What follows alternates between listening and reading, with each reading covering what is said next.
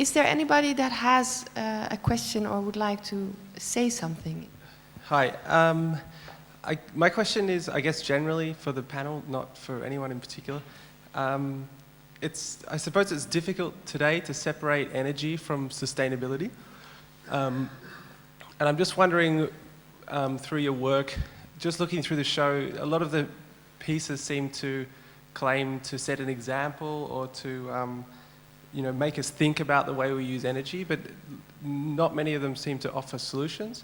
I'm wondering whether you see this as the responsibility of design, or if that's something that we leave to science, for instance. Is there somebody who... Is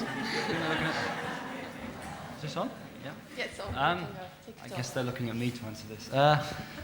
Well, I think personally, I think that, or what I was attempting to say in the presentation was that I don't think that there's any one particular solution. I think it's a lot of different things, and I do think that finding new sustainable solutions, looking at new renewable energy sources, is one way to do it. But personally, I think it's also to do with the fact that we overconsume, that's a fact. And we have to sort of find a way to change our behaviors. And so I think, particularly in relation to myself or Fiona's work, I think that part of that is to challenge these assumptions and to try and make you think slightly differently, to try and alter the behavior in relation to energy consumption or something else. But of course, I think that we need to, there is a responsibility of designers to also try to create more sustainable solutions. Actually, personally, this is something I'm already doing, like in some subsequent projects which actually aren't part of the exhibition. I'm very keen to take that forward and to try and find alternative ways. So it's not just always about making statements, but it's about trying to create real life solutions. And so actually with one project I did is it's called Trap Light, and it's about using photoluminescent pigments as a way to recycle light from the light bulb in order to create a kind of ambient lighting solution. So the thinking is still the same, but I think it's important to try and attack the problem from various different angles. How can I put this? I don't think it's to say that it should be about design to give examples, solutions. I think it's kind of not the right way to look at it. In some ways, I think it's a kind of the process of commercialization of technology and the marketing processes. All of these systems and processes are actually, the will has to be there. It comes down to a kind of economic issue in many ways.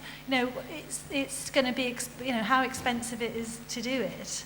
And so the whole sort of economics obviously plays a huge, how much money do people make from creating energy sources. So, I just think it's, we think we're looking at it as though all common designers have to make more solutions, but in fact I don't think it's not about that. It's a political issue about how we consume. It's a much bigger sort of issue than just creating solutions. So I didn't articulate that very well, but so that's the role of a designer that's the role that you give to a designer to do that? I don't even think it's about design. I think in some ways it's a tiny little. I actually think that from my own point of view, design thinking speculatively is a tiny little starting point. But I think economists should start thinking speculatively. I think that manufacturers should start thinking speculatively. There should be a lot more sort of rethinking through, speculative ideas, thinking about what the possibilities can be, investing time in thinking rather than always wanting a quick return back on any investment as soon as possible and as quickly as possible. If we're not going to invest in thinking about many different solutions, then I don't think there's much hope for anybody really. And it's something that you do, obviously, with your work. Well, as a tiny designer in a tiny little part of a huge, massive system. And we try and do one small that can inspire people to do that. And I think that if that inspiration can help other kind of professions and things to start to speculate and inspire, it's a virus. In that, you know, to think speculatively, and that's how I see that design could help to facilitate other decision-making people to create speculation and think of alternatives. So that's how I think it. And it gives a special role to a designer or an artist in that process. I think that they could start getting that ball rolling to see, very much actually, to see alternative processes. There isn't just one way in which we're going to solve the way. The more diversity of thinking we can have, the more chance we've got, to be honest. Yeah. Because Theo, also in your work, you actually didn't talk about the starting point or the idea that triggered you to start making the first beast, because that was actually quite an applied problem, or can you say an applied problem? Yes, well, of course it was a utopical thought that I wanted to strand beast to build dunes to save us for the rise of the sea level in the coming century. That was the idea first, but then I became more interested in evolution and the sources, the roots of life. But as you say, that we don't, well, I don't have solutions, technical solutions for the world now, but it seems that apart from technical solutions, that we are looking for a change of mentality, of the consumption mentality, and maybe artists can give hopes or optimism for people to start with, and that of course it sounds very threatening that we consume too much and our earth is really dying, and well, we need to take that in balance just by changing, of course, our mentality, but still have fun in life. And that's, I think artists are able maybe to do that, or to what you say, inspire this change of mentality. I like the fact that you bring time into this. You know, over the evolution of your animals. You know, you put it into some kind of perspective of time, and I think that we with our technological world, that time is so compressed. You know, to have the sense of how things evolved for so long. You know, this other sense of time, I think, is really something that comes into the whole idea of sustainability. Is something that we don't think about enough. You know, in terms of things take a long time. I think you could solve the problems given enough time, that the animals could, you know, in that evolutionary process, you know, in time, could do it. But probably we'll all be gone by then, but... Yeah, I see somebody, okay. So, another question, is it related to time or is it another... Well, more sort of... because I wonder, like, do designers, or do you think it's important to like design stuff what is also more sellable, or like the ideas are, the goal to go, or to like, in this system it's more like the consumers, we need to consume like the design and food and stuff to sustain the whole system. But isn't it that there's a difference in a system that can make it more valuable to have the world sustained? Or, I don't know exactly if I'm clear enough. Well, I think you Theo mean understands, that. yeah. How does it all fit in capitalism, or how? Is sustainability good for capitalism? Probably not. Sustainability could forget capitalism, so it would be stronger than capitalism. because capitalism is strong, right? Or I- maybe because of, well, I'm thinking often of this new crisis that people, it's a protest of the consumers, because I think we have already everything now, and we don't want to buy anymore.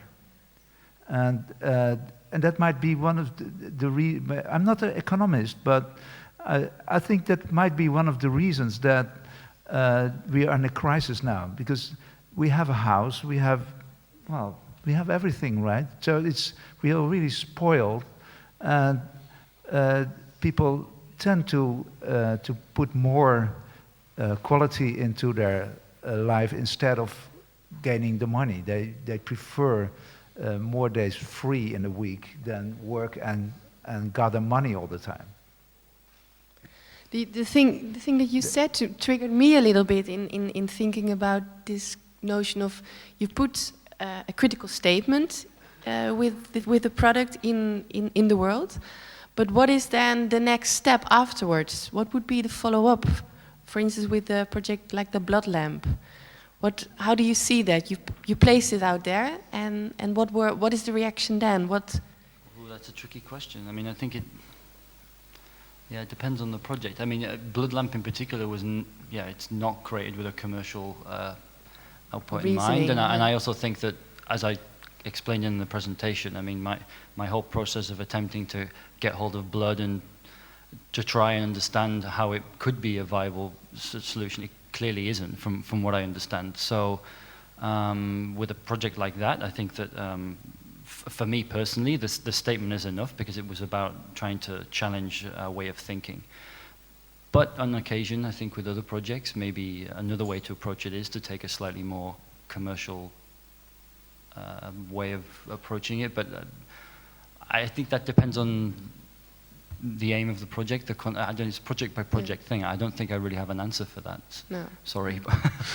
Doesn't matter. Yeah. Was there iemand? Oh, yeah. And Fiona, you would? I guess it's in response. It's this idea that everything must be useful and functional, and then we wouldn't have these beautiful creatures. Yeah. So it's this. How much function and use do we have, and where are the boundaries for that? If everything, how far do we take? How far do we take it? And it's something that I'm particularly interested in, because we are in a situation where we're going to have to make choices between things. Who gets this, who gets that? If the resources are running out, do we decide we all survive? Actually, one of the most amazing lectures I ever went to was from a designer who was working in NASA, and he was working on the spacecrafts and what you can take up into space. It's extreme environment. And I think that he was constantly fighting with the engineers about the amount of radiation that went into the space capsule and the things that you could do in extreme environment. And in reality, if you could just send people up into space, the most safest way is just to completely have a steel tube with no windows in, and you'd be protected. But everyone who goes up in space says that when they look back at the Earth and they see the Earth, they're just mesmerised by the whole beautiful thing that they see. And so, they managed to get, we can have a window.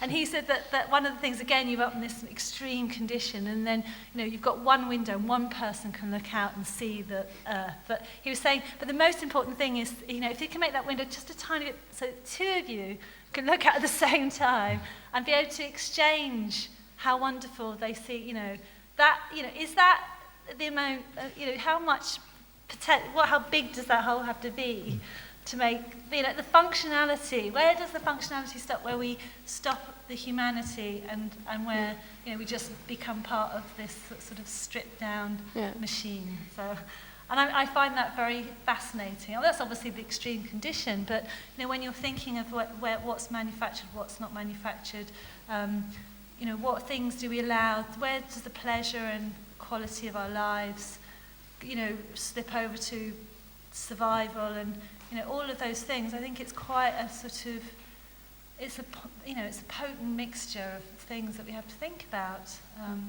with all these different crises and things going on. And I think this is absolutely right, that I think there is a generation who doesn't want to own things anymore. They want to have experiences. They want to experience things more. And maybe sitting down, having a lovely dinner and making food and having that pleasure of doing that is far more important than owning many things or doing many things. So, I think we're all kind of in this crisis of what's going on, but I think also humanity is always there, and it's not always about kind of consuming. It's a different kind. How do we consume in more kind of qualitative ways?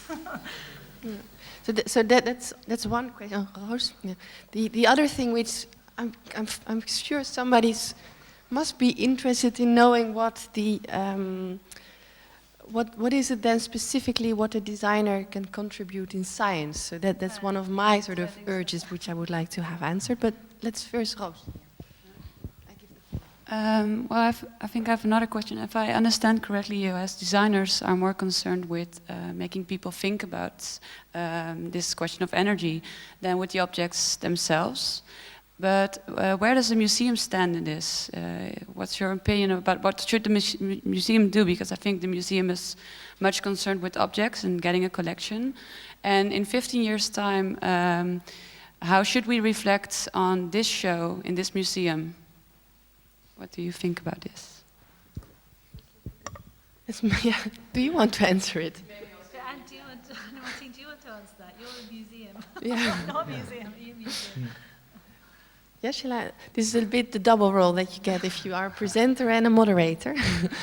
But for me, as a museum, I see that in the design world, these new ways of thinking are popping up.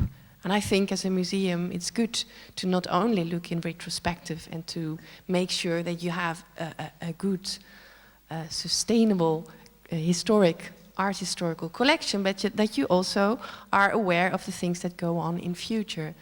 And I hope that if you say 10 or 20 years, if we look back to this show, that it was just the first one, the beginning of a new sort of exhibitions that you can make in design and art. I don't think this takes over, it changes, it's something which is added to the scope. I wish that a museum could have a more prominent role in any debate on actual issues, whether it's energy, whether it's obesitas, whether it is the bank crisis, whether it is that we actually welcome the 7 billion person in the world. Any of these things which are fundamental in how our life will evolve, I hope that that's going to be also part of the collection of a museum. Do you want to add something to this? Just that from an institutional point of view, not maybe a museum, but for me, my product is kind of, I'm working in education, and in the end it's about the changing of attitudes within an educational process and to broaden that, to broaden that role of how to think through. It's about I think that design can participate hugely in imagining different scenarios in an academic framework as a way of sort of understanding the world in a very, very different way. Whereas up until now in an educational situation, the people who are thinking about our futures through technology and things are coming from the social scientists, from the sort of the technologists and the scientists, and they write lots of papers and they're doing things. But, designers can contribute, I think, by equally doing very creative, cultural activity, generating knowledge through experimental design, trying to understand how culture actually works in the same way that the sciences and the social sciences do, but not by writing papers, but by producing physical manifestations that also think about things in the same way. So, and then it ends up in a museum and everyone goes, oh, it's in a museum, it doesn't do anything.